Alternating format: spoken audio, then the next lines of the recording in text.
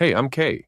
Welcome to Kay's Chit-Chat, where your quiet thoughts become stories and your stories might help someone else feel less alone.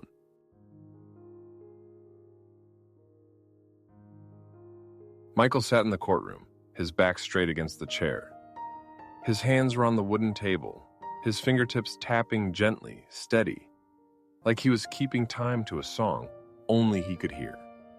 The air in the room was cool, that cold air from the AC blowing down from the ceiling, making the skin on his hands feel a little tight.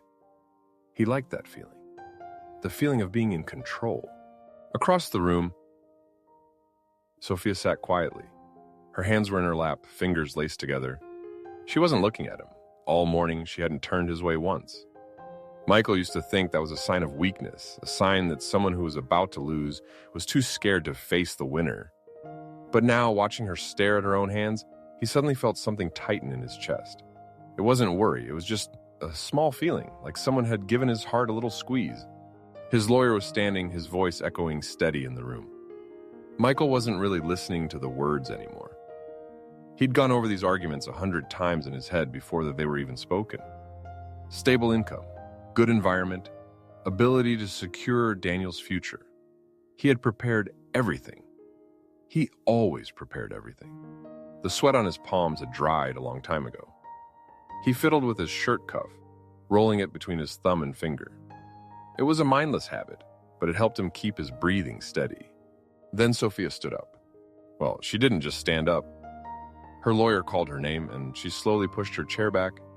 The sound of the chair legs scraping the floor was so loud it made a few people in the audience frown. Michael frowned too, but for a different reason. Sophia opened the brown leather bag on the table. Her hands were shaking. Michael could see it clearly from less than 10 feet away. Her right hand, when she grabbed the light yellow envelope, trembled a little, like a leaf in the wind. She tried to hold it with both hands, but her fingertips still kept twitching. An envelope Michael had never seen before. Sophia's lawyer started talking. Her voice was low and slow, but every word felt heavy, dropping onto the wooden floor. Michael heard the words DNA test results, and suddenly his mouth went dry. Not the nervous kind of dry. It was so dry his tongue stuck to the roof of his mouth, like his mouth was stuffed with cotton. The judge opened the envelope. He was an old guy with white glasses on his nose. He tore the edge of the envelope, pulled out the paper inside, and put it on the table. Michael watched the judge's eyes move line by line. His eyes squinted a little. Then they got wide. Just a little, but Michael saw it. The hand he had on the table went numb. Not the numb from sitting too long. It was the feeling like all the blood in his body just stopped, rushing down to his fingertips and turning them into heavy, lifeless things. The results show, the judge's voice rang out, that Michael Watson has no biological relationship to the child, Daniel. Michael heard every word. But they didn't go into his brain. They hit his eardrums, his temples, the base of his skull, and then just shattered into white noise. He watched the judge's lips keep moving, but the sound was just like the ocean roaring in a seashell. Sweat started pouring from his armpits. Not drops, streams. It ran down his ribs, soaking through his white shirt, making dark, wet patches that he knew the people behind him could see. His breath got short. His chest started heaving faster, and he could feel each heartbeat smacking against his ribs like someone was punching from the inside. No way. He wanted to say it, wanted to stand up and shout it, but his jaw was locked. His lips were pressed so tight they made a straight line across his face. His lawyer was saying something. Michael couldn't hear. He just saw the guy's shadow moving back and forth on the floor, his voice getting swallowed up by the white noise roaring in his head. He turned to Sophia. She was still sitting there, but now she was looking at him. The first time all morning. Her eyes weren't victorious, they weren't gloating. They just looked at him with this deep exhaustion, like she'd been carrying something heavy for a long time and was finally able to put it down. Michael looked into her eyes and realized she knew. She had known for a long time, and she had kept it secret for 10 years. 10 years. That number hit his chest like a knife. He breathed out, and the breath made a weird sound, like a squeaky toy being squeezed. His nose stung, not because he was about to cry, but because his face was so tight, it was pulling on the nerves in his sinuses. The judge kept talking. Words like custody, best interest of the child, belongs to the mother, dropped one by one, each one leaving a dent in his chest. Michael's hand on the table started shaking, not a little shake. He was shaking so hard he had to put his other hand on top to hide it, but his fingers still twitched and curled like they were trying to grab onto something that wasn't there anymore. The judge's gavel came down, one time, sharp, final. The trial was over. People started getting up, chairs scraping, footsteps, whispering. It all blended into a messy noise, but to Michael, it was still just white noise. He sat still, his hands flat on the table, staring at nothing. Someone touched his shoulder, his lawyer. Michael could feel the weight of the hand through his shirt, but he didn't turn around. His body felt like a block of stone, every joint locked tight, and the only thought in his head was how to stand up without falling over. He stood up. His knees cracked. The sound was loud and clear in his ears, like wood snapping. He grabbed the edge of the table, feeling the corner dig into his palm. The little bit of pain helped him keep his balance. People were staring. Michael knew. He could feel their eyes on his skin, like tiny fires burning all over him. But he didn't look back.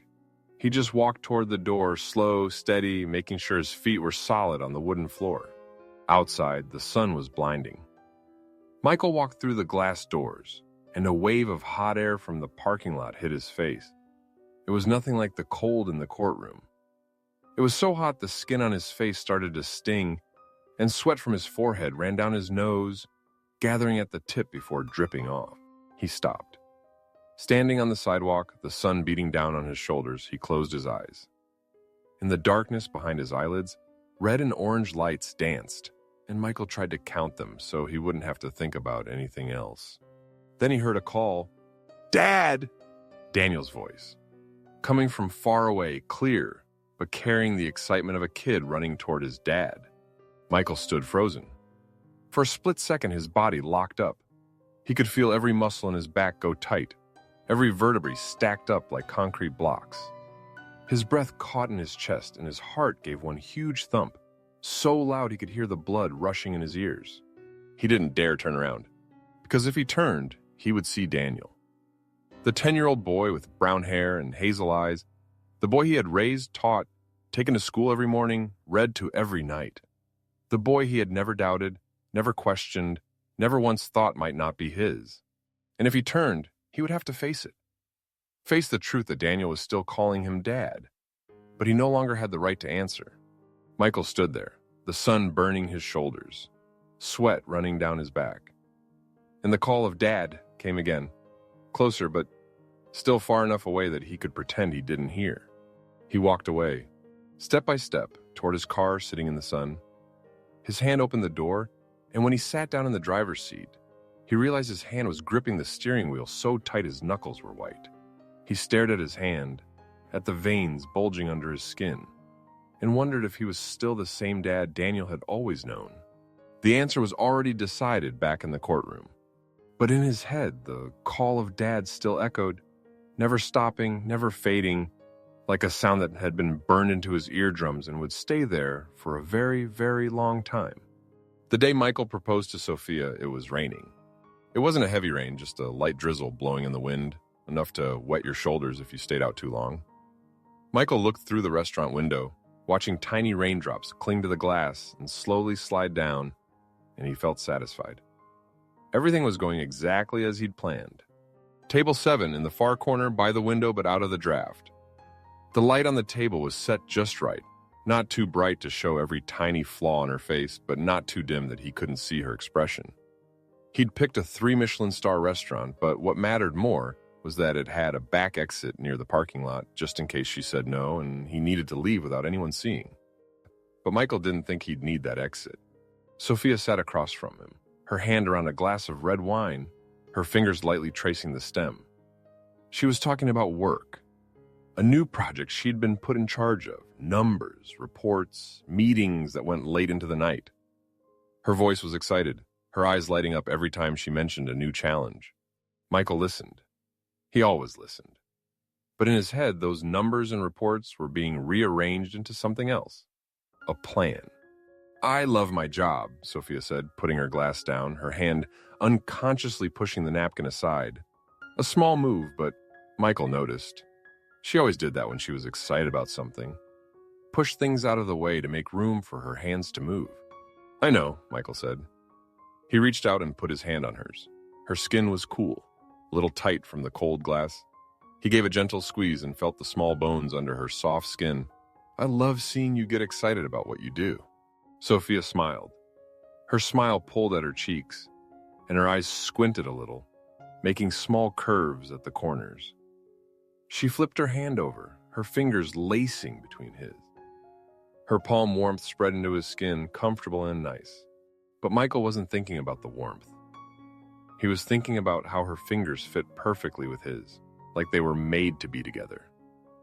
And he was thinking about how to keep them there forever. Have you ever thought, he said, his voice getting low, about a different life?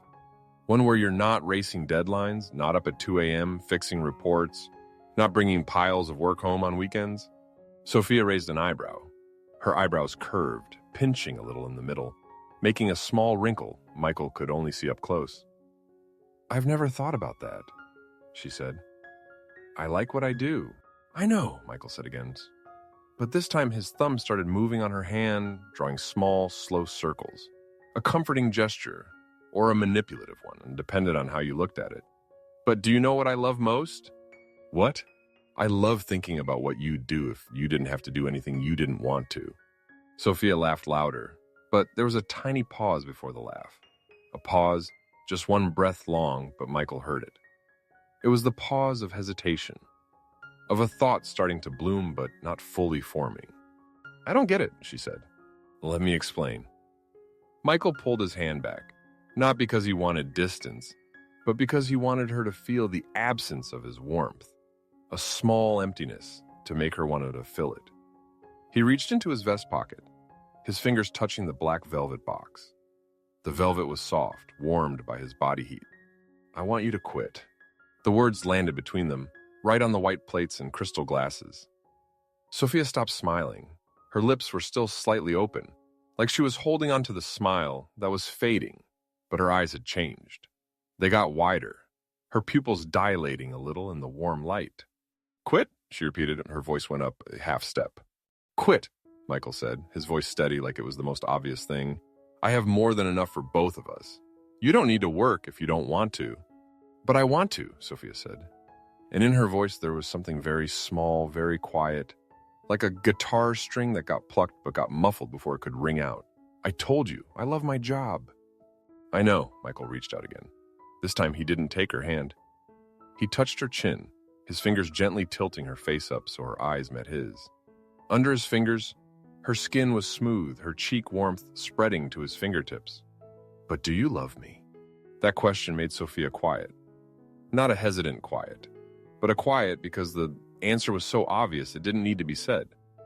She nodded, and the nod made her chin move in his palm, a warm, soft feeling. I love you, Michael said. And when he said the words, he felt them in his chest. A warm, heavy feeling like something had just been placed inside his ribs and was starting to grow. He didn't know if it was love or possession, but he knew he wanted to keep her. Keep her where he could see her, touch her, know for sure she wasn't going anywhere. I don't want you staying up late, he said, his voice getting deeper. Don't want you bringing work home. Don't want you worrying about anything but us. I want you with me. All the time. Sophia swallowed. Michael saw her throat move, a small but clear movement under her thin skin. She pressed her lips together, turning pale then pink again when she relaxed. I don't know, she said. I've worked so long, and I don't know who I am without my job. You're my wife, Michael said. And when the words left his mouth, he felt them on his lips. A little salt from sweat, warmth from his breath. That's enough. He took his hand away, reached into his pocket, pulled out the velvet box. His fingers opened the lid, and the candlelight hit the diamond, making it sparkle, shooting tiny lights across the table. Sophia gasped. Michael heard her inhale, a short, high sound, like she was out of air. She put her hand to her mouth, but her hand was shaking. Her fingers trembled so much her lips hit her palm instead of her fingers. Do you agree? Michael asked. He didn't ask, will you marry me? He asked, "Do you agree?" A question that already had the answer inside it. Sophia looked at him. In her eyes, there was something shimmering in the light. Not tears, but close. Her eyes were bright, glossy, and her pupils were wide, reflecting the orange-yellow spots from the small flames. "I agree," she said. Her voice wasn't loud, but it was clear, like an arrow hitting its target. Michael put the ring on her finger. Her hand shook. He felt the shaking through his fingertips, the way her fingers curled as the ring slid over her knuckle, the way her palm was sweaty. He squeezed her hand tight, held it to make her stop shaking. And she did stop. After that, they drank wine, they laughed, they talked about future plans, the house they'd buy, the trips they'd take. Sophia talked about learning to paint, learning to cook, all the things she never had time for. Her voice was happy, her eyes still bright, and her hands had stopped shaking. But for a moment, when she was looking at her ring under the light, Michael saw her pause. She tilted her hand, looking at the diamond from different angles, and on her face was an expression Michael couldn't read. Not happiness, not sadness. Something in between, something fragile and temporary, like a cloud shadow passing over the sun. Michael didn't ask what she was thinking. He didn't want to know. He just wanted to look at her and know she would stay. Outside, the rain kept falling. The tiny raindrops still clung to the window, still slowly slid down, and in the distance, streetlights started turning on one by one, making a line of soft light in the rain. Sophia looked at the ring on her finger, not knowing she had just traded everything away. In the early years of marriage, Michael felt like everything was going his way. He liked coming home and knowing Sophia was there. Not at the office, not in a meeting with coworkers, not getting coffee with friends he'd never met. She was in the kitchen, or the living room, or the garden, where he could see her, where she belonged. He managed the bank accounts, not because he didn't trust her, but because he knew he was better at it. Numbers, investments, bills that needed to be paid on time, all of it needed a steady hand. Sophia used to have her own account, but after the wedding, he gently suggested she close it. A joint account would be easier, he said. Easier to track spending, less hassle. Sophia agreed. She always agreed back then. But once, Michael saw her sitting at the computer on a bank website, her fingers hesitating over the login. She typed the username, then deleted it. Typed it again, deleted it again. On the third try, she closed the browser, pushed her chair back, and stood up. Michael was standing in the doorway, watching quietly. When she turned and saw him, she smiled. A quick smile, like she'd been caught doing something wrong. "It's just an old account," she said. I forgot the password. Michael nodded. He didn't ask. Sophia's friends slowly disappeared too. It's not like Michael told her she couldn't see them.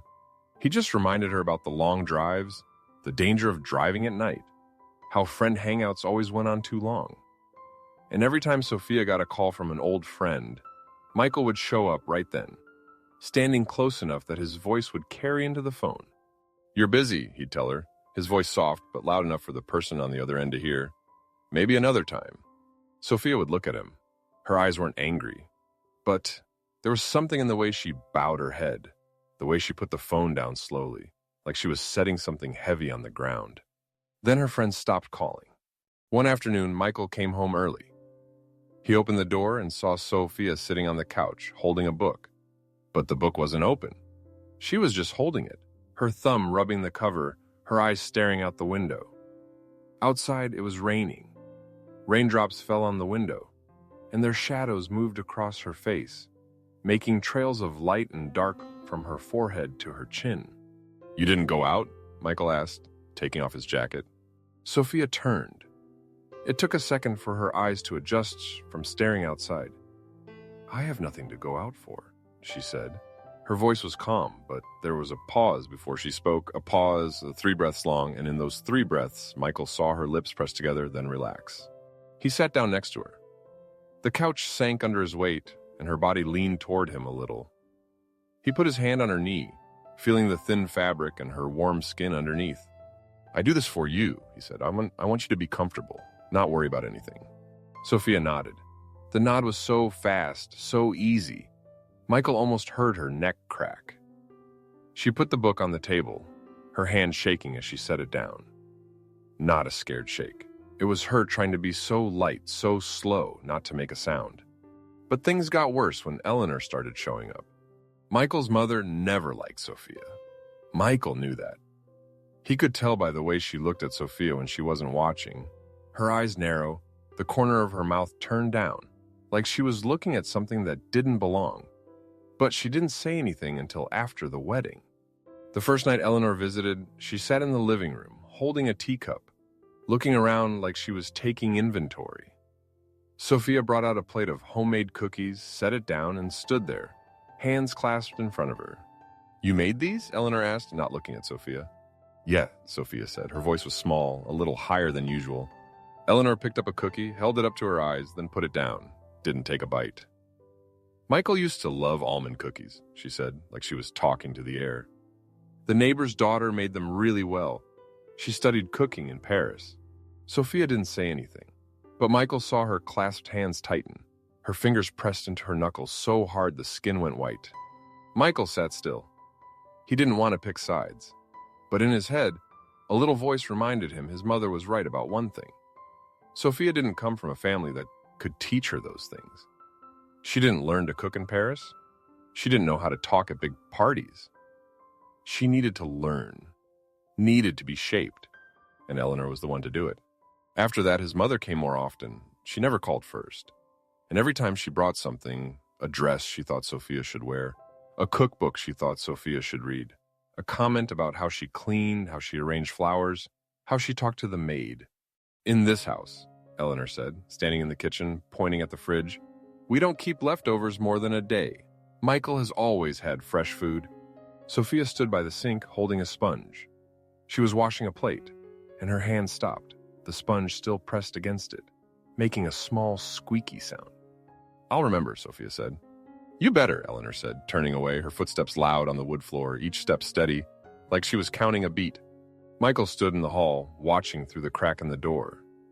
He saw Sophia still at the sink, still holding the sponge, but she wasn't washing anymore. She just stood there, staring at the water from the faucet, her face completely blank. No sadness, no anger, just emptiness, like she'd learned to turn herself into a wall. But Michael saw her hand shake, just once. A quick tremor, from her wrist to her fingertips, like a small electric shock. Then it was gone. That night, Sophia lay next to him, eyes open, staring at the ceiling. Michael could feel her breathing. Shallow, fast, not like when she slept. He put his hand on her waist, feeling her body's curve through the thin fabric. Her skin was warm, but her muscles were tight, like she was trying not to move. "Mom just wants what's best for you," he whispered into her neck. His breath was hot, making the tiny hairs move. Sophia didn't answer, but her body slowly relaxed, muscle by muscle, like a building collapsing floor by floor. When she was completely limp in his arms, Michael realized she hadn't breathed for 10 seconds. And then that evening came. Michael came home and saw an unfamiliar car parked in the driveway. A white Mercedes, clean, brand new. In the living room, Eleanor was sitting with a young woman. The woman had long blonde hair, neatly styled, pearl earrings, and a cream dress that fit every curve of her body. She was smiling, a well-practiced smile that showed perfect white teeth but wasn't too wide. "Michael, you're home," Eleanor said, sounding happier than usual. She stood up and gestured to the woman. "This is Victoria, daughter of an old friend. She just got back from London looking for work in the city." Victoria stood up, reaching out her hand. Her hand was soft, her fingers long and cool. She shook his hand just long enough for Michael to notice the small diamond ring on her finger, a detail meant to let him know she came from a good family. "Nice to meet you," Victoria said. Her voice was low, controlled. Michael looked toward the kitchen. Through the open door, he saw Sophia carrying a tray. On it were white plates, neatly stacked. She walked into the living room, slow, looking straight ahead. Sophia set the tray on the table. Her hands didn't shake. Her fingers set each plate down, turning them so the design faced out, just like Eleanor had taught her. When she set the last plate down, she lifted her head and looked at Eleanor, Victoria, and Michael. She smiled. It was a perfect smile. Her lips curved at the right angle, her eyes squinted a little, and her face showed no sign of hurt or anger. That smile had been practiced for 3 years, through every comment from Eleanor, every silent dinner, every night she lay awake, staring at the ceiling. "Dinner is served," Sophia said, her voice steady and soft, like it was the most natural thing in the world. Michael's mother had brought a stranger to their house for dinner. Sophia brought out the food, smiling like nothing was wrong. Michael's phone buzzed on the kitchen table, and Sophia saw the message pop up on the screen before he could grab it. "Wait for me, okay?" Sophia was washing dishes. Her hand was still holding a plate, the sponge still pressed against the porcelain, but she had stopped moving. She stared at the phone screen, at the small black letters on the white background, and she felt like someone had just put a rock on her chest. Michael walked into the kitchen, reaching for the phone. He didn't look at her. He unlocked the screen, read the message, and the corner of his mouth curled up just a little, a tiny movement, lasting only a fraction of a second. But Sophia saw it. "Who's that?" she asked. Her voice wasn't high, wasn't low. It was flat, like a lake with no wind. "A coworker," Michael said. He put the phone in his pocket, turned and opened the fridge to get a bottle of water. "Work stuff." Sophia nodded. She turned back to the sink and her hands started washing the plate again. But this time she was scrubbing too hard. The sponge scraped against the porcelain, making a loud screeching sound, and water splashed onto her apron, soaking through the fabric, leaving a cold, wet patch on her stomach. That night, after Michael was asleep, Sophia lay next to him and listened to his steady breathing. She stared at the ceiling and thought about the messages. The messages she had caught glimpses of recently. The messages Michael always put his phone away when she walked into the room. She didn't want to think about it, but she couldn't stop. Her fingers unconsciously touched her wedding ring, twisting it around her finger, twisting and twisting, until the skin underneath went numb. She looked out the window, where moonlight slipped through the curtains, painting a faint strip of light on the floor. That strip of light was long and straight, like a road with no turns. The next morning, Michael left for work early. Sophia sat at the kitchen table holding a cup of coffee, but she didn't drink. The heat from the cup rose up, warming her face, and she sat staring at nothing, her fingers still twisting the ring, twisting without stopping. In the afternoon, she took Michael's phone. He had left it on his desk at home. Sophia picked it up, and she felt the weight of the phone in her palm. It was heavier than she expected, heavy like a brick. She turned on the screen, and her fingers were shaking so much she had to put the phone down on the table to type the password. The messages were still there. Sophia read them. She read every message, every word, every punctuation mark. And when she was done, she put the phone down, walked outside, and closed the door. She didn't remember where she drove. All she knew is that when she finally noticed, she was sitting in a small bar, a place she'd never been to before. The air in the bar was thick with smoke and beer, and there was another smell, cheap perfume and sweat, all mixing together, forming a sticky layer on her skin. She drank.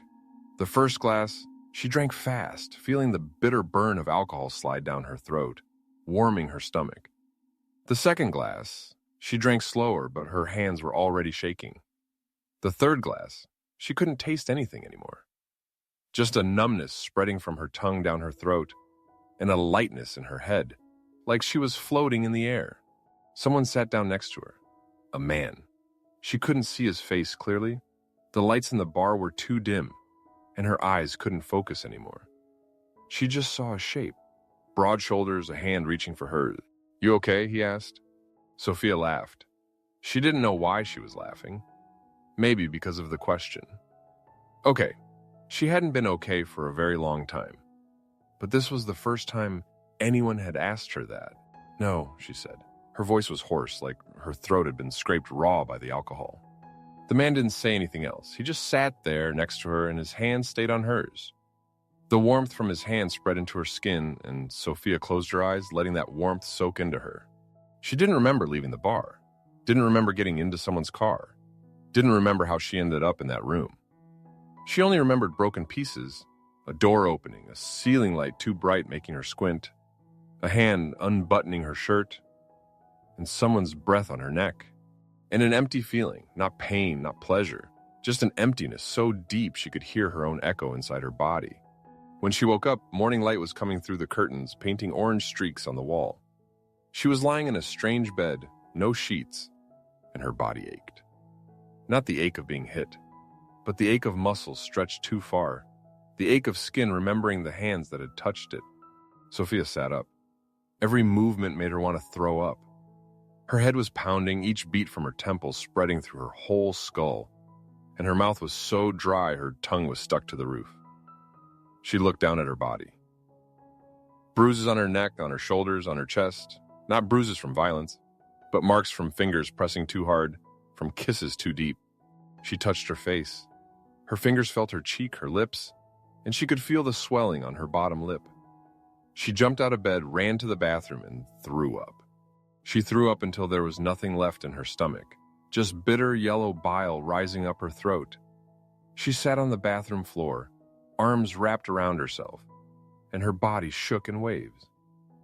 Not shakes from being cold, but shakes from disgust, a deep disgust, from the bottom of her chest, from the deepest parts inside her body. She turned on the faucet. Water rushed out and she stared at the stream, at the white bubbles swirling in the sink. She didn't look at her face in the mirror. She didn't dare. She took off her clothes. Each piece of fabric fell to the floor, and she saw her body in the dim bathroom light. The bruises, the red marks, the traces of a night she didn't want to remember, but couldn't forget. She stepped into the shower. Hot water poured down, crashing onto her head, her shoulders, her back. Sophia stood under the water, eyes squeezed shut, and she let the water wash everything away. The smell of alcohol, the smell of smoke, the smell of the strange man. But the longer she stood there, the more she realized that some things water couldn't wash away. Tears started falling. Not big tears rolling down her cheeks, but small tears mixing with the shower water, so she couldn't tell which was water and which was tears. She cried silently. No sobbing, no gasping. Just quiet tears mixing with the warm water going down the drain. She thought about Michael, about the messages, about the times he came home late, the times he forgot to put his hand on her waist when he slept. She thought about Eleanor, about the snide comments, about the dinners with strange women invited into their home. She thought about herself, the her from 10 years ago, the girl who had a job, had friends, had her own bank account, had her own life. The her right now was sitting on the shower floor, wet tiles underneath her, arms around her knees, and she didn't know who she was anymore. Sophia sat in the bathroom, tears mixing with the water. She promised herself she would take this secret to her grave. Outside, the sun had risen high. Sunbeams slipped through the curtain cracks, hitting the empty bed, the couch, the wedding photo on the nightstand, where Michael and Sophia smiled at each other, hands in hands, eyes looking forward, not knowing that everything had already started falling apart long before the storm hit. Sophia got pregnant 6 weeks after that night. She found out while cleaning the bathroom. The pregnancy test sat on the sink, and Sophia sat down on the floor, her back against the cabinet, staring at the 2 faint red lines on the stick. Her hands were shaking. Her whole body was shaking. But deep in her chest, a tiny flame of hope was trying to stay lit. She counted back 6 weeks. If she counted from the last time she and Michael were together, it was about 6 weeks too. Maybe it was Michael's baby. Maybe everything would be okay. Maybe this baby would be the thing that pulled them back together, would make Michael see her, would make Eleanor shut up. She put her hand on her stomach where nothing had changed yet, and she told herself, this is Michael's child. She told Michael that evening. He was sitting at his desk, eyes glued to the computer screen, his fingers typing steadily.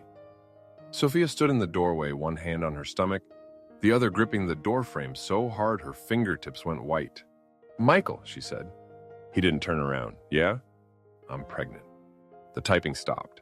Michael spun his chair toward her, and on his face, Sophia saw an expression she had never seen before. Not joy, not surprise. It was calculation. He looked at her, his eyes moving from her face to her stomach, then back to her face, and in those 3 seconds, Sophia felt her body freeze like it had turned to ice. Good, Michael said. He stood up, walked to her, and put his hands on her shoulders. His hands were warm, but that touch wasn't a hug. It was more like a confirmation, an approval. Good. Sophia wanted him to hold her, wanted him to ask if she was tired, if she felt sick, if she was scared. But he just patted her shoulder twice, then went back to his desk, and his fingers started typing again. She stood in the doorway a little longer, her hands still on her stomach, and she could feel her own heartbeat in her palm through the thin skin of her belly, like she was trying to hear another heartbeat inside. The pregnancy months passed. Sophia went to the doctor alone. She sat in the waiting room, holding a magazine she wasn't reading, watching the other pregnant women who had their husbands with them. Husbands carrying bags, rubbing their wives' backs, leaning down to talk to the round bellies. Sophia watched them, and she felt a dull pain in her chest. Not jealousy pain, but the pain of realizing she had never even thought she could have that. Daniel was born on a fall morning. When the doctor placed the baby on her chest, Sophia cried. She cried because the baby had brown hair, like hers, hazel eyes like hers. She stared at Daniel's tiny face, and a voice in her head whispered, "He looks like me, he looks like me." Another voice, smaller but just as clear, whispered, "He doesn't look like Michael." Sophia held Daniel tighter, and she promised herself she would never let anyone know. She would never get a DNA test, never ask the question. Daniel was Michael's son. Daniel had to be Michael's son. Michael walked into the room holding a bouquet of red roses. He looked at the baby in Sophia's arms, and he smiled. That smile wasn't the smile of a suspicious father. It was the smile of a man who had gotten what he wanted, an heir, a continuation. "Let's name him Daniel," Michael said, "after my grandfather." Sophia nodded. She watched Michael hold Daniel, watched him lift the baby up, watched Daniel grab his finger, and she felt another spark of hope light up in her chest. Maybe everything would be okay. Maybe Michael would love this baby like his own. Maybe she would never have to tell the truth. 10 years passed. 10 years of Sophia waking up every morning, making Michael's coffee, making Daniel's breakfast, wiping the stains off the kitchen table that Eleanor left every time she visited. 10 years of hearing comments about how she raised her child, how she dressed, how she talked. 10 years of smiling when she wanted to cry, nodding when she wanted to scream, staying silent when she wanted to say she couldn't take it anymore. Some nights, when Michael was asleep, Sophia would go sit on the stairs where no one could see her. She'd sit there, arms around her knees, and cry. Tears would fall on the steps, soak into the carpet, and disappear without a trace. Just like her. Just like her existence in this house. She looked at her hands, hands that weren't soft anymore like they were when she worked, hands that had gotten used to dish soap and knife scratches. The wedding ring was still there, but it was looser than before because she had gotten thinner, had worn away over the years. Daniel grew up, and every day Sophia looked at his face and she saw herself. The eyes, the smile, the way he squinted when he concentrated. Not one feature of Michael, and every time Eleanor visited, looking at Daniel, then at Michael, then back at Daniel, Sophia could feel her heart beating faster, sweat on her palms, and she would always find a way to take Daniel out of the room before Eleanor could say anything. But Eleanor never said anything. She just looked, and that look, the look of someone who suspected but didn't have proof, was scarier than any accusation. Sophia tried. She tried to be the perfect wife. She learned to cook all of Michael's favorite dishes. She remembered every one of his habits. How long to brew his coffee, how to iron his shirts, what temperature to set the bedroom. She did all those things, and she told herself that if she did well, if she made no mistakes, then everything would be okay. But the harder she tried, the smaller she became in Michael's eyes. He no longer saw her as the woman he proposed to. He saw her as part of the house, like the refrigerator, like the air conditioner. Something that needed to work but didn't need attention. Some evenings, Sophia would sit on the couch, holding a glass of wine, watching Michael at his desk with his back to her. She wanted to say, "Michael, I'm tired. Michael, I can't do this anymore. Michael, I'm scared." But she didn't. Because she had learned that those words wouldn't reach him. He had forgotten how to listen to her a long time ago. And then one evening, while cleaning the living room, Sophia picked up Michael's jacket from the couch. In the pocket, there was a small piece of paper. She took it out, and on it was a phone number written in blue ink with a name, Victoria. Sophia stood there, holding the piece of paper, and she didn't cry. She just stood still, feeling each breath in and out, each heartbeat in her chest. The paper was light in her hand, but it pressed down on her chest like a rock. She folded the paper, put it back in the pocket, and hung the jacket on the hook. She didn't ask Michael about it. She didn't ask because she knew what the answer would be. Coworker. Work stuff. And she didn't ask for another reason, a deeper one. She was afraid that if she asked, Michael would look at her with the same eyes she had seen in Eleanor. The eyes of someone comparing her to something better, prettier, more worthy. That night, Sophia lay next to Michael, listening to his steady breathing, and she realized something. She had lived 10 years in silence. 10 years keeping a secret. 10 years being the perfect wife. 10 years trying to be loved. And in those 10 years, Michael had never once turned to her in the middle of the night, put his hand on hers and asked, "Are you okay?" Michael didn't remember the last time he asked Sophia, "Are you okay?" Maybe never. Sophia stood in the kitchen, holding a knife, and she heard Eleanor's voice from the living room. She wasn't trying to be quiet. She never did. Her voice carried clearly, every word, like she was giving a speech at a family meeting where Sophia was just the help. "Victoria, sit here. You've met Michael already, right? He's the CFO of a big company, makes very good money." Sophia put the knife down on the cutting board. Her fingertips could still feel the handle, cool and a little wet from washing. She looked at the pile of vegetables on the board, the slices perfectly even, cut by hands that had done this thousands of times over 10 years. "I've heard, ma'am," Victoria's voice said, young, soft, but with a confidence Sophia recognized immediately. It was the voice of a woman with a career, with her own bank account, with a life outside this house. Sophia suddenly realized she was holding her breath. She let it out, and the breath came out with a small sound, like air escaping through a crack.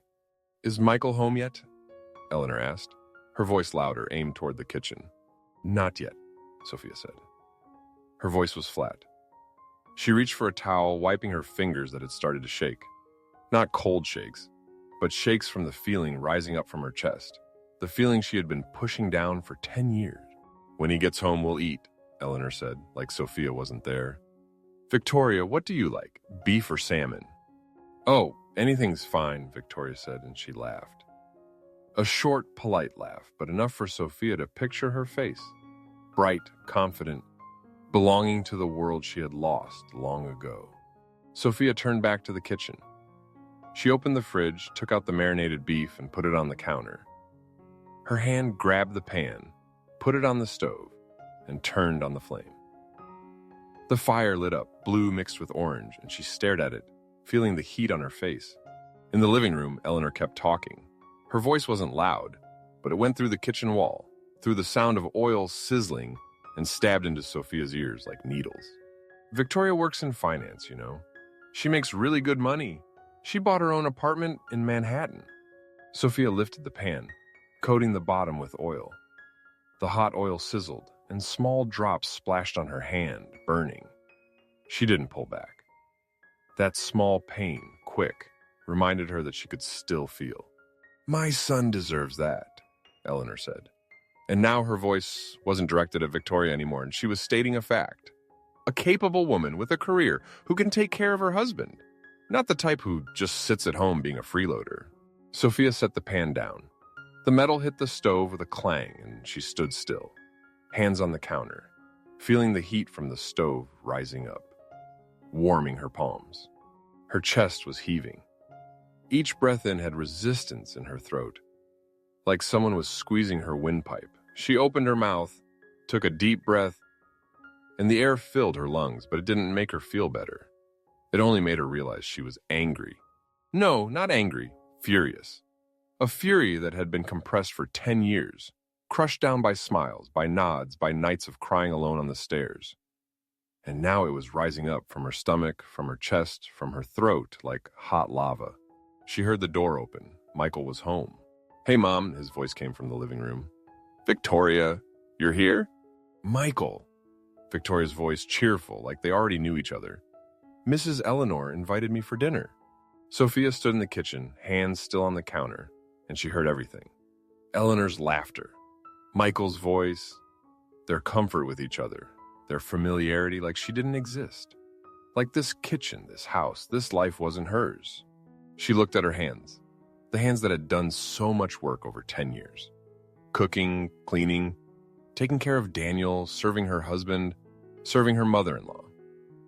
And she realized that in all those 10 years, no one had ever asked her what she wanted. No one had ever asked if she was tired. No one had ever asked if she wanted something else. She had disappeared, right in this very house. And now, Eleanor was openly looking for her replacement, right in front of her. At the dinner she was cooking, Sophia turned the flame on again. The fire lit up and she put the pan on, dropping the beef in. The sizzling sound filled the kitchen. The smell of cooked meat spread, but Sophia couldn't smell anything anymore. She only heard her heart beating so hard she could feel each beat in her neck, in her temples, in her fingertips. She took a plate, arranged the meat, garnished it with herbs. Her hands weren't shaking anymore. All the shaking was gone, replaced by a strange calm, a focus on every small detail. She knew what she had to do. Sophia carried the plate to the living room. She walked out, slow steps, her shoes silent on the wood floor.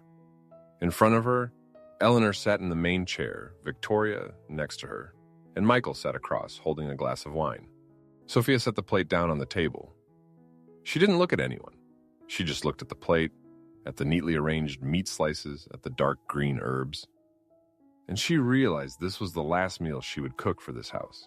She went back to the kitchen, took her phone from the drawer. Her fingers opened the screen, found the lawyer's number. The woman she had met 2 weeks ago when she realized she couldn't take it anymore, and she had kept that number in her phone like a safety and emergency exit she hadn't dared to use. Now she was using it. She pressed call, put the phone to her ear, and when the woman's voice came on the other end, Sophia opened her mouth. "I want to start the divorce proceedings," she said. Her voice wasn't high, wasn't low, it was flat, steady, like she had been preparing that sentence for 10 years. From the living room, Eleanor's laughter rang out, glasses clinking. Michael asking Victoria about her work. Every single sound reached Sophia's ears, but they couldn't touch her anymore. She stood in the kitchen, her back against the fridge, feeling the cold from the door seep through her shirt, through her skin, into her spine. And she realized she wasn't crying. Her eyes were dry, her throat wasn't tight, no tears were coming, because she had already cried all her tears long ago. She had cried in the bathroom, cried on the stairs, cried in the long nights while Michael slept next to her. She had cried for all the lost years, for all the dead dreams, for all the times she told herself everything would be okay. And now she had no tears left. "Okay, I understand," the lawyer's voice said. "We can meet tomorrow to discuss the details." Sophia nodded, even though the person on the other end couldn't see. "Okay," she said. "Tomorrow." She hung up, put the phone down on the counter, and stood looking out the kitchen window. Outside it was dark. Streetlights were turning on, one by one, making a line of soft orange light. She looked at those lights, and in her head there was no fear, no hesitation, just an empty peace, like she had just put down something heavy after a long journey. Sophia took her phone, called the lawyer. She didn't cry. She had run out of tears long ago. In the living room, Eleanor laughed again, and Sophia, standing in the kitchen, closed her eyes, letting the darkness and the light from the window pass over her face. She was no longer the woman standing in that kitchen. She was starting to become someone else. Michael sat in the empty house for 3 hours after the trial ended. He didn't turn on the lights. The TV screen was black, only the light from outside came through the windows, stretching into gray streaks on the floor, and as the sun went down, those streaks disappeared, leaving the room in darkness. Michael sat on the couch, his back straight, his hands on his knees. His body was stiff, his neck ached, but he didn't move. His knuckles were still white from gripping the steering wheel on the drive home, and now, when he opened his hands, he felt like his fingers didn't belong to his body anymore. They were numb, heavy, and when he tried to make a fist, they answered with sharp pain from the joints. He touched his face. His palm felt his cheek, and he was surprised by how cold his skin was.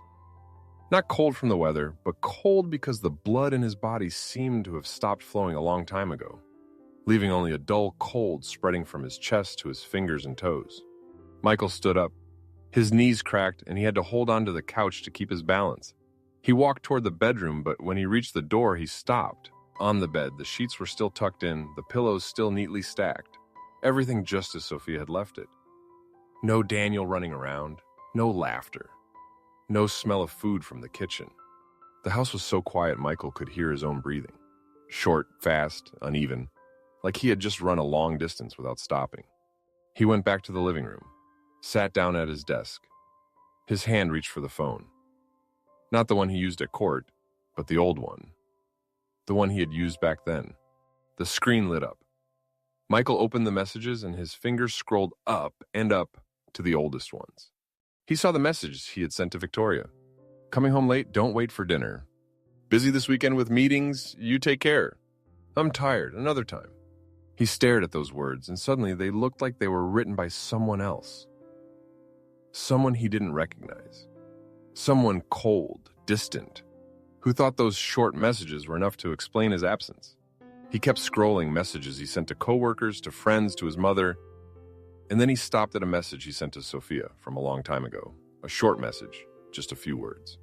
Coming home tonight? No, I miss you. No, did you eat?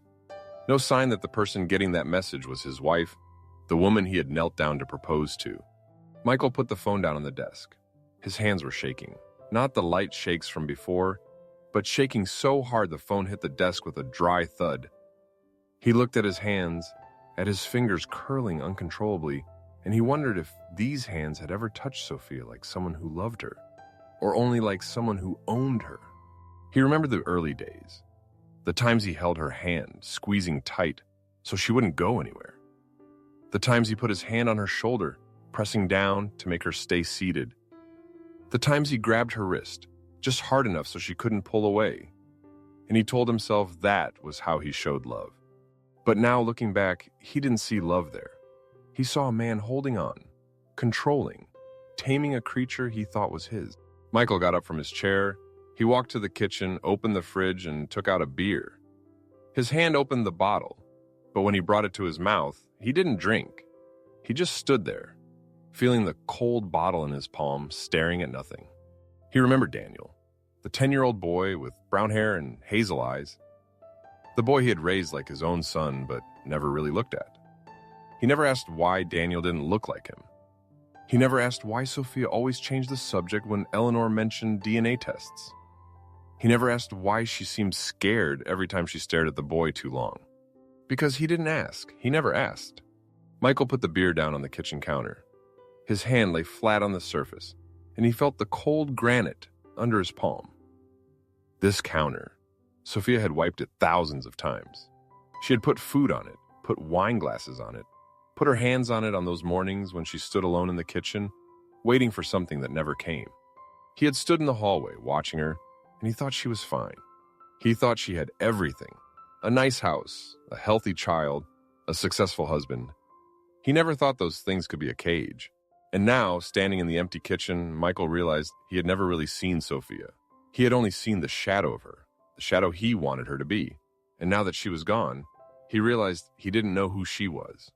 He didn't know what she liked, didn't know what she wanted, didn't know what she was afraid of, didn't know what made her really laugh, what made her cry, what made her lie awake at night next to him while he slept soundly. Michael went back to the living room. He sat down on the couch, and this time, his back sank into the cushions, and his body collapsed like a building falling down. He stared at the ceiling, where darkness was spreading from the corners, and in his head a question echoed, over and over. Who am I? He used to think he was a good husband, a good father, a successful man. But if those things were true, why did Sophia leave? Why did she keep a secret for 10 years? Why couldn't she tell him the truth? Or was it that she had tried to tell him, and he just hadn't listened? Michael closed his eyes. In the darkness behind his lids, he saw Sophia's face, not the face from the courtroom with tired eyes and tight lips, but Sophia's face from the beginning. Bright eyes, a radiant smile, hands always moving when she talked about the things she loved. He had taken all of that away. Not in one day, but little by little, year by year, every time he told her to quit her job, every time he said she didn't need friends, every time he stayed silent while his mother hurt her. He had taken everything and he hadn't even noticed. Michael's hands on his lap started shaking again.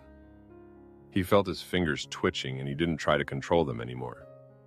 He let them shake like his body was shaking, like his heart was shaking, like everything he had ever believed was falling apart around him. He opened his eyes, his hand reached for the phone on the table, the screen lit up, and he looked at his contacts, at Sophia's name. His finger moved to the call button, and he stopped. He wanted to call her, wanted to hear her voice, wanted to say he was sorry, wanted to say he was wrong, wanted to say he didn't know what he had done, but he was starting to understand. But he knew he didn't have that right anymore. He had lost the right to call her a long time ago. Maybe from the day he told her to quit her job, maybe from the day he let his mother walk into this house and say those things, maybe from the day he texted another woman while Sophia was cooking his dinner, or maybe from the very first day when he proposed to her, he thought he had the right to own her. And that right, the right he gave himself, had never existed. Michael held the phone, wanting to call Sophia, but he knew he didn't have that right anymore. He put the phone down on the couch, turned and sat staring out the window, where darkness had completely taken over. No streetlights shone into this house anymore, or maybe it was because Michael couldn't see them. Everything in front of him was blurry, blending together, and he didn't know if it was because it was dark outside or because his eyes were getting blurry for another reason. He sat there in the darkness, and for the first time in his life, Michael didn't know who he was. Michael parked in front of his mother's house at 7 o'clock. He sat in the car for another 5 minutes, his hand still on the steering wheel, staring through the windshield at the 2-story house with its lit-up windows. His hands weren't shaking as much as before, but his palms were still sweaty. And when he took his hands off the wheel, he could see faint wet marks on the leather. He got out of the car. The evening air was cool, hitting his face, drying the sweat on his forehead. He walked up the stone path, each footstep loud in the quiet. And when he raised his hand to knock, he realized he was holding his breath. The door opened. Eleanor stood in front of him, her salt and pepper hair pulled up neatly. She was wearing a gray velvet dress, and around her neck was the pearl necklace she always wore for important occasions. She looked at Michael, her narrow eyes moving from his face down to his suit, then back up. "You didn't call ahead," she said. It wasn't a question, it was a statement. "I need to talk to you," Michael said. His voice was rougher than he expected. Eleanor shrugged, stepping aside to let him in. The familiar smell of his mother's house hit him.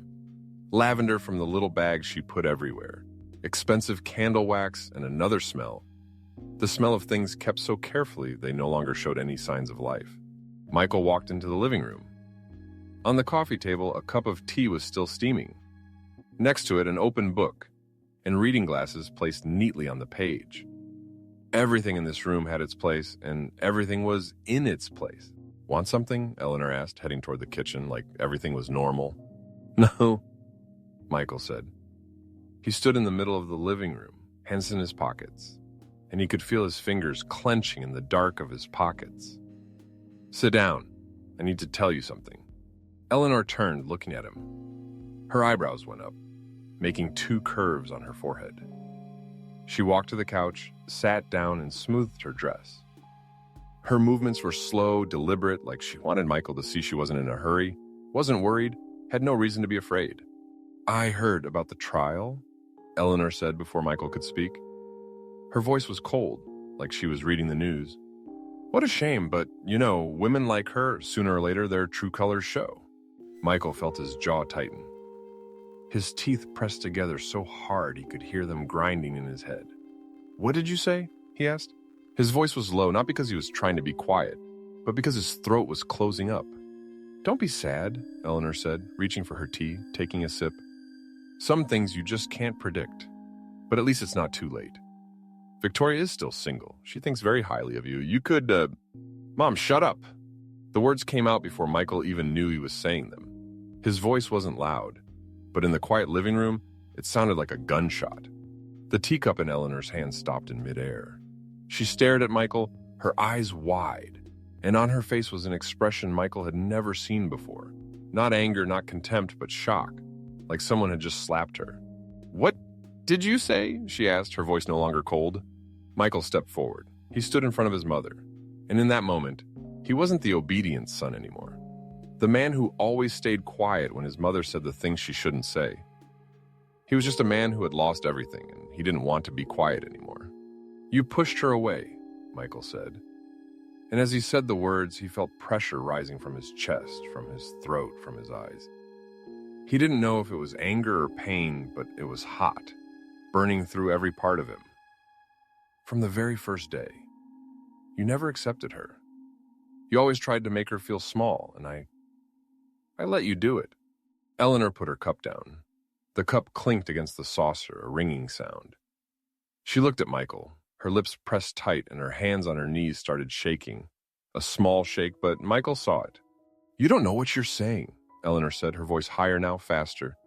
"I did everything for you. That girl wasn't good enough for you.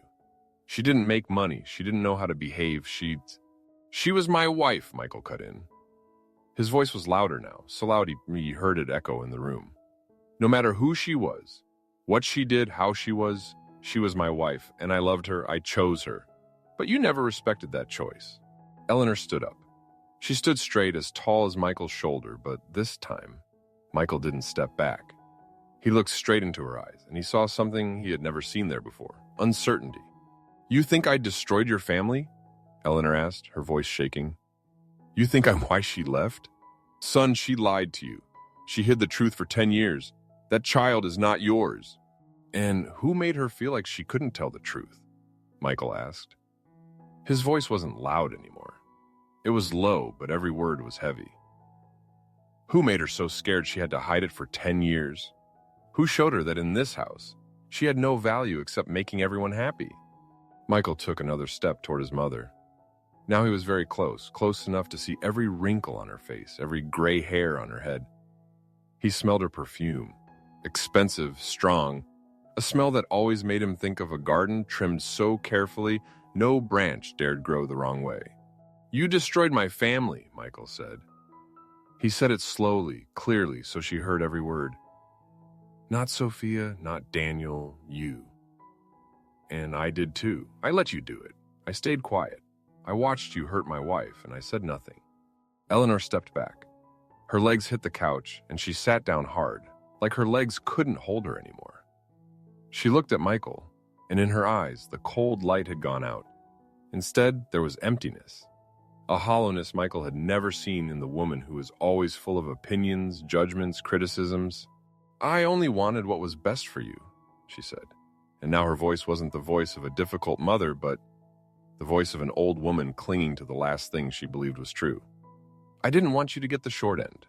I wanted you to have a wife who was worthy." "How do you define worthy?" Michael asked. "Make a lot of money? Come from a good family? Say the things you want to hear?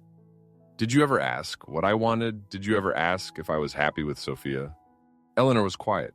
She sat there, her hands on her lap, fingers laced together, squeezing so hard her knuckles were white. She wasn't looking at Michael anymore. She was looking at the floor where the light from the ceiling made a white spot on the carpet. Michael stood looking at his mother. He could feel his heartbeat in his chest, strong, fast, but not from anger anymore. It was the beat of something else, a relief so strong it was almost suffocating, like he had just stepped out of a stuffy room after 10 years. He turned, walking toward the door. "Where are you going?" Eleanor asked from behind. Her voice was small, weak, no strength left. "Home," Michael said, without turning around. "I'm going home."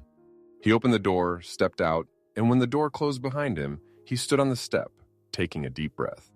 The night air filled his lungs, cooling the heat still burning in his chest.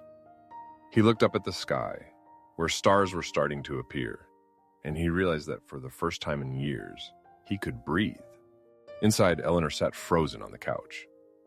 She looked at her cold tea, at the open book, at her glasses sitting beside it. She touched her face, her shaking fingers feeling her cheek, and she felt her skin was hot. Not hot from anger, but hot from something else, something she had never felt in 60 years of life. She looked around the room where everything was neat, clean in its place, and for the first time, Eleanor wondered if she had been wrong. Sophia agreed to meet Michael at a small coffee shop near her place. He arrived 30 minutes early, sat at a corner table where he could see the door, and he had been sitting there since the sun was still coming through the windows.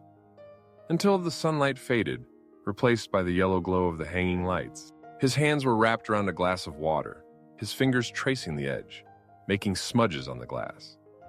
He had changed his sitting position 4 times, had looked at the door 17 times, had finished his water and ordered another, even though his throat was still dry like he hadn't drunk a drop. When Sophia walked in, Michael stood up. His knee hit the table, making the water glass rattle, water spilling a little, soaking into the tablecloth.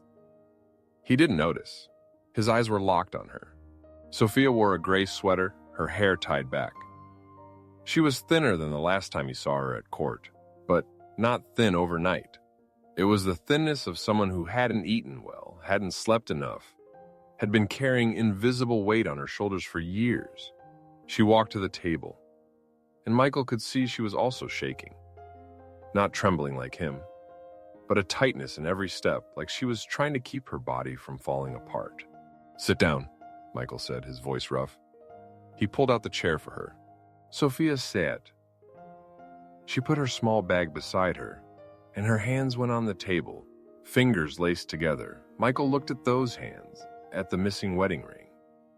An empty space on her finger where the skin still had a faint mark, where the light made a pale ring. They sat in silence, not the comfortable silence of people who used to know each other, but the silence of 2 strangers, connected by a thread of the past 10 years, but that thread was now broken, just loose ends hanging in the air. "I'm not here to fight for custody," Michael said first. He said it fast, like he was afraid if he didn't say it right away, he'd never be brave enough. "And I'm not here to ask you to come back." Sophia looked at him. Her eyes were still beautiful, but different. No longer bright and sparkling like the early days, no longer dreamy from the years of trying. Her eyes now were deep, calm like a lake after a storm, the waves long settled. "Then why are you here?" she asked. Her voice wasn't high or low. It was flat, but Michael could hear the tiredness in every syllable. Michael opened his mouth. He had prepared these words for nights, had repeated them in his head sitting alone in the empty house, had written them down and erased them, had told himself he had to tell the truth, had to be brave enough to say the things he had never said. But standing in front of her, looking at the face that had once been his wife's, all those words disappeared. They were too small, too tiny. They couldn't hold everything he needed to say. "You've suffered enough," Michael said. His voice cracked at the end, not because he was about to cry, but because the words were too heavy, too real.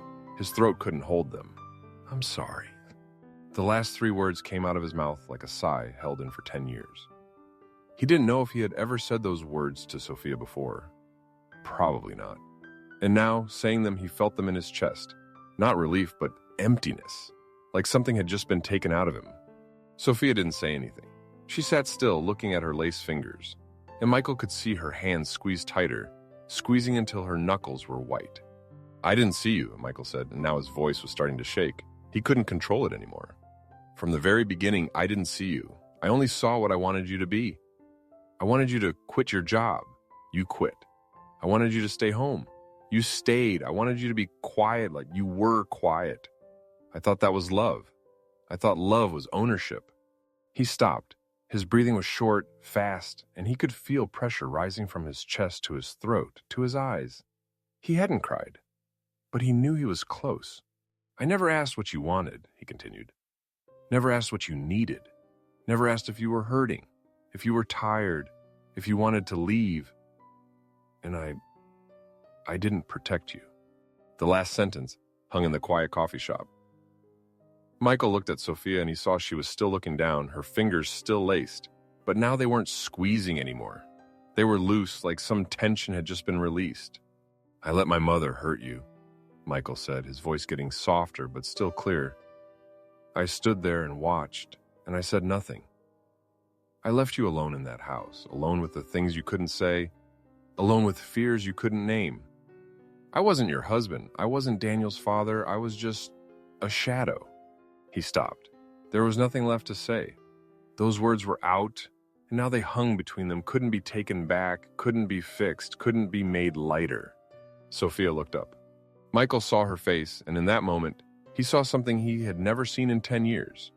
Her eyes were red, and on her cheek a tear was rolling down. She was crying, not loud sobs, not endless streams of tears. She was crying quietly, like she had learned to cry in silence for 10 years. And now, even though the tears were falling, she couldn't make a sound. Her lips were pressed tight, but it didn't hold. A sigh escaped, then a small sob, very small, like glass breaking somewhere far away. And then the tears started falling more, drop by drop, landing on her hands on the table. Michael didn't dare move. He sat still, hands on his thighs, and he could feel his nails pressing into his palms, leaving small dents. He wanted to reach out, wanted to touch her hand, wanted to say everything would be okay.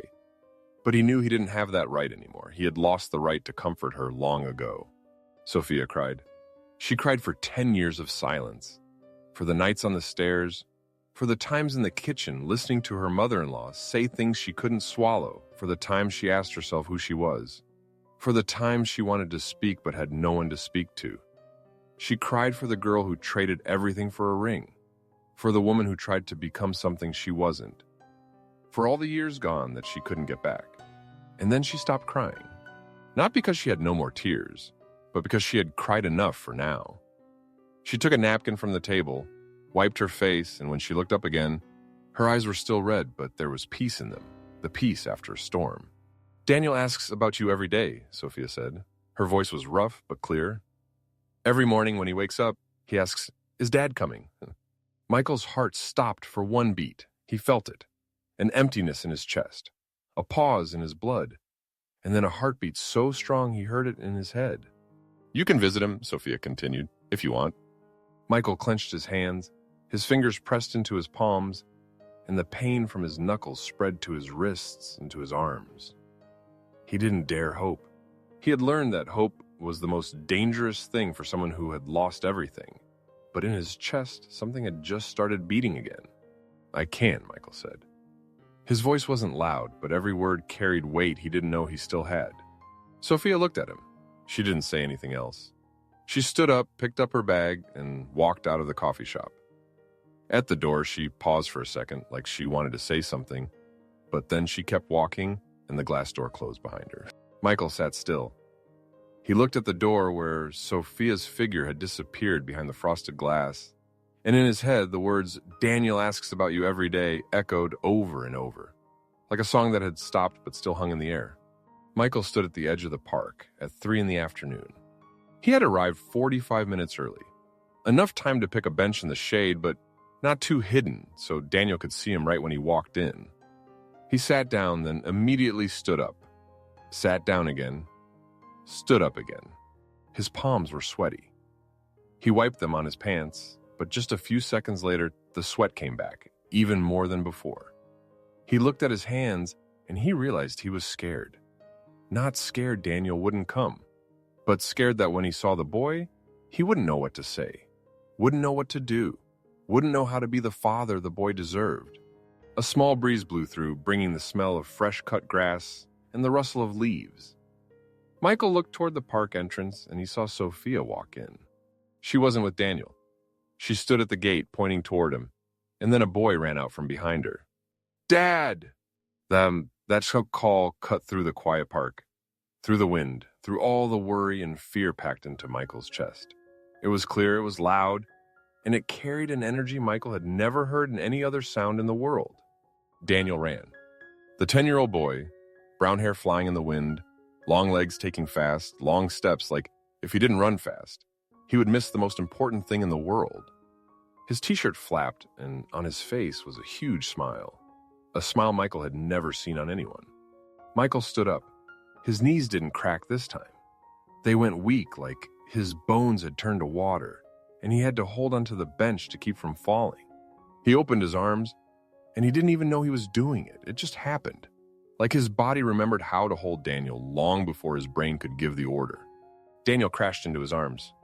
The hug was so strong, Michael stepped back half a step. The boy's arms went around his neck, squeezing so tight Michael could feel every tiny finger pressing into the skin behind his neck. And Daniel said, right next to his ear, warm breath on his neck, "Dad, I missed you." Michael held his son. His arms wrapped around Daniel's small body, and he could feel every rib under the thin shirt. Feel the boy's heart beating fast from running. feel the warmth from his body spreading into his own, melting the ice that had been frozen in his chest for all those days. And then Michael cried. Not quiet tears, not choked sobs. He cried like a child, big tears rolling down his cheeks, falling into Daniel's brown hair, falling onto his shoulder, falling where no one could see.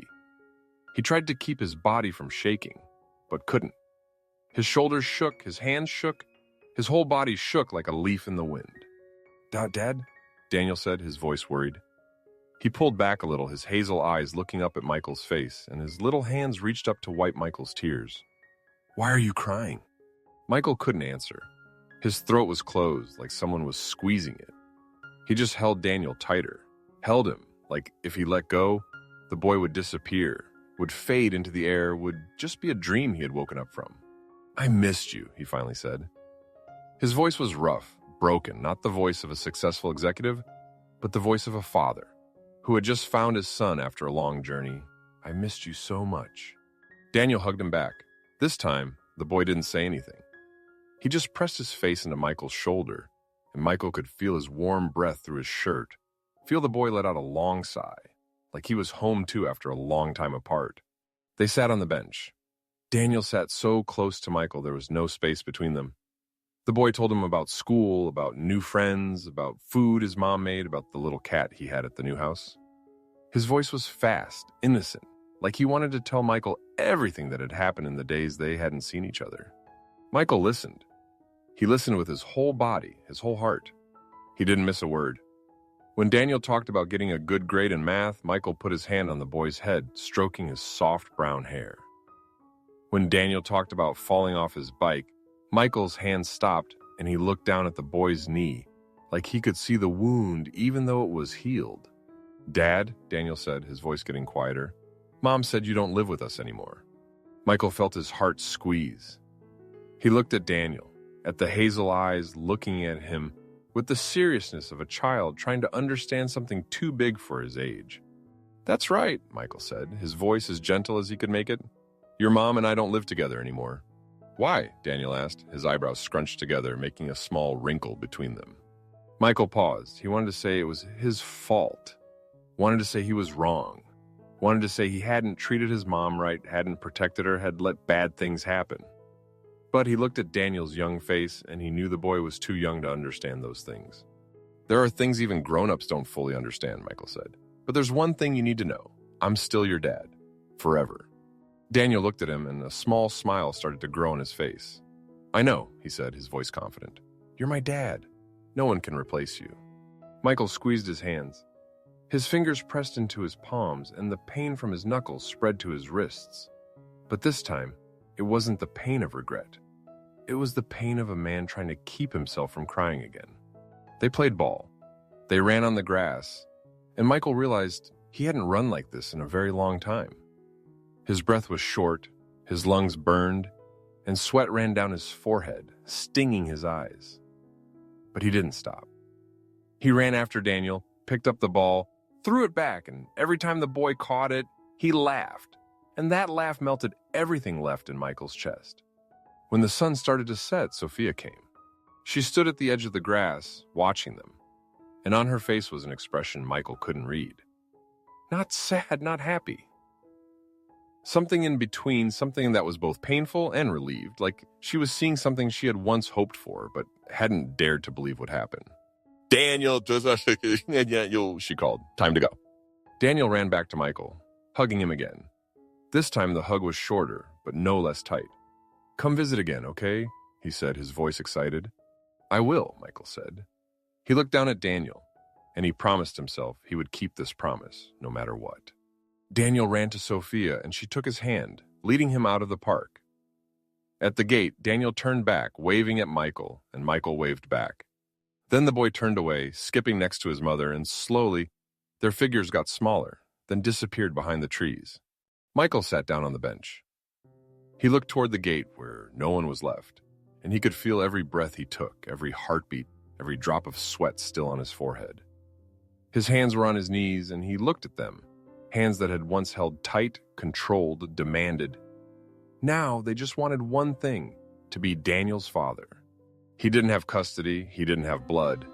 But when Daniel ran toward him, when the boy hugged him and called him dad, Michael knew those things didn't matter.